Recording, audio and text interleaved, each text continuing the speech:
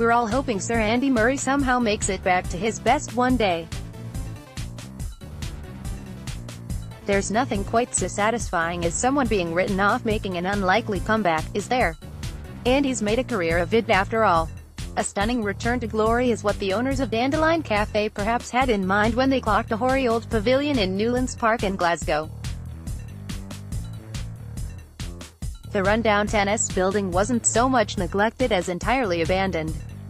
These days it is the Dandelion Café, a sweet and cheerful artisan tea room in the south side of Glasgow. Chris Austin, DCT Media. Chris Austin, DCT Media. It's a Sunday lunchtime when we arrive at the Dandelion, and outside the weather is biting, but thankfully the hounds, the park is extremely popular with dog walkers, are not. It's more than can be said for the frosty weather.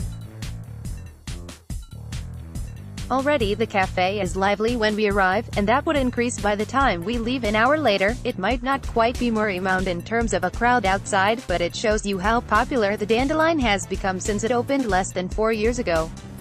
Our table looks out onto the tennis courts, where a father and son, clad in huge jackets, trade gentle ground strokes, their breath coming in puffs of steam from their hoods.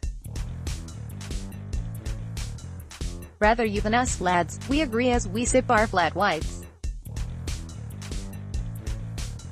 Chris Austin, DCT Media. Chris Austin, DCT Media. A nice American boy takes our order in what proves to be, considering how busy it becomes, the best service I've seen by a Yank since Pete Sampras' heyday.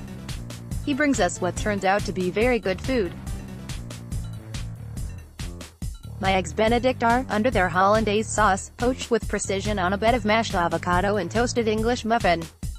Goat's cheese bagel, meanwhile, well, I'm not sure because I never got a chance to try it. Too nice to share, apparently, so make of that what you will. Perhaps this isn't a doubles game. What it is though is very restorative on a freezing Sunday in the middle of winter. There are usually two types of scone in this world, the little delicate one and the monstrous variety which could sustain a rugby player for a week. Dandelion's fruit scone hits the sweet spot in between by being filling but with a tantalizingly crisp crust. It's a little ace served up at the end. At just over £25 for 2 coffees, 2 lunch items, 2 cakes and a juice, there's little to complain about when it comes to the price either.